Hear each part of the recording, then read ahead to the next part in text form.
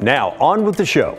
We're talking about the homeless crisis and that mountain of money that Multnomah County is sitting on, and the folks who would like to get a piece of that. And that, my friends, is our big story tonight.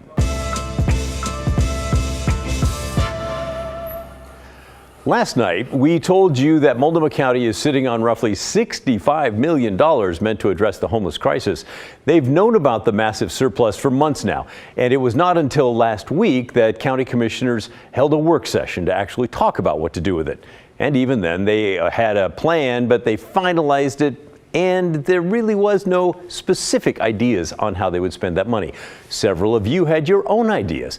Barbara wrote in to say they should buy a hotel motel where they can house 200 or more people and not tiny little houses. Just do something and stop with the meetings and planning and discussing, please.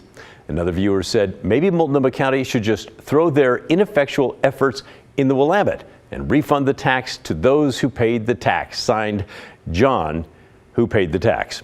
And Jeff has had enough, writing, continues to be an infuriating that the biggest crisis of our time is handled by creating a surprise SHS tax, that stands for Supportive Housing Services Tax, where much of the surplus came from, with no idea how much it would generate and no idea what to do with it. Incompetence defined. At this point, they'd be better off giving the $65 million as cash to the homeless. At least it would be spent.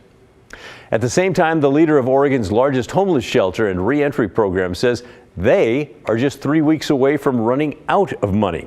The group is called Helping Hands. They're a nonprofit which runs several locations, including Bybee Lakes. Blair Best has our story. In a city where agony is second nature to many living outside, one of the services they need most is now in jeopardy. We would hate to have to close our doors in all of the communities we serve because hundreds of people will become homeless. Alan Evans runs Helping Hands, one of the leading homeless nonprofits in Oregon. It has 11 facilities in 5 counties and provides 430 shelter beds per night. This includes Bybee Lakes Hope Center, the largest homeless shelter and reentry program in the state. Catherine Wheeler was once on the streets and says places like that are life-changing. Having a shelter, having a place to call home, even having it as a shelter, just having a spot to be able to lay your rest and not have to stress that, I'm going to be out on the streets beat up or raped or hurt. On Monday, Helping Hands stopped taking in new homeless people due to a lack of funding. The money's going out faster than it's coming in, and so we've had to make the call for the time being to halt services that we provide in the communities while we come up with a solution to our financial issues. Multnomah County is still debating how to spend $65 million unspent dollars on homeless services. Evans is asking for $5 million of that. They currently get zero. If you don't get support from the county, how much longer do you think you can keep things up and running? 3 weeks.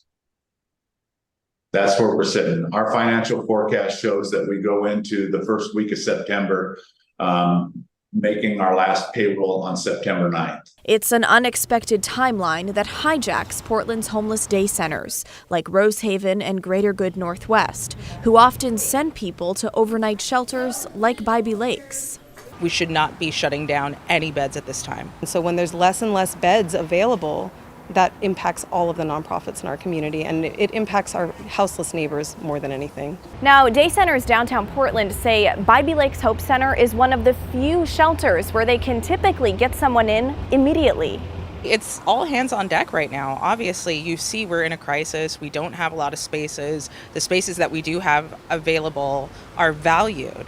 And so to strip that away from the community, like without any alternative, what are we going to do? Multnomah County Chair Jessica Vega Peterson tells KGW her team is working with Helping Hands and the governor's office about the status of Bybee Lakes Hope Center.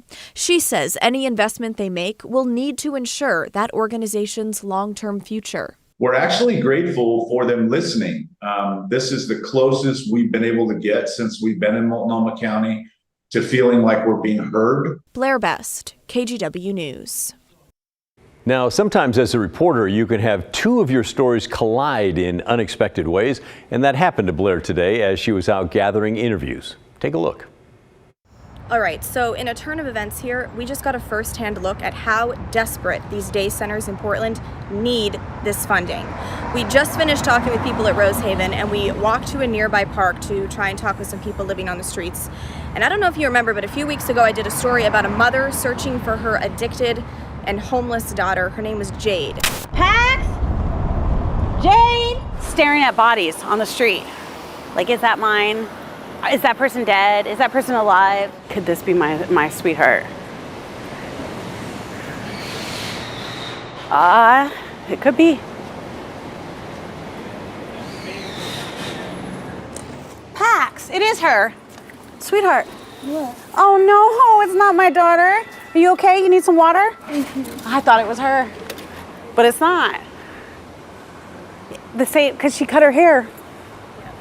Ah! Well, when we were at that park, we found Jade. She remembered me, and after talking with her for a little bit, I convinced her to walk with me to Rosehaven.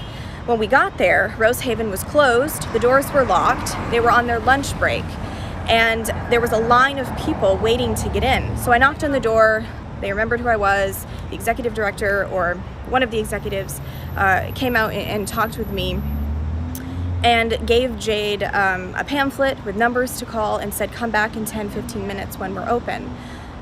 Well, those 10-15 minutes are a very delicate window of opportunity, and I didn't trust that Jade would stay there for 10-15 minutes. So we stayed with her. Meanwhile, her boyfriend, who we've heard is problematic for her, showed up, and they walked away together. And so now we're kind of waiting. It's about to turn 1 o'clock, and we're going to see if we can help Jade get into Rosehaven. But I looked at one of the executives we were talking with, and she was like, this is why we need the funding.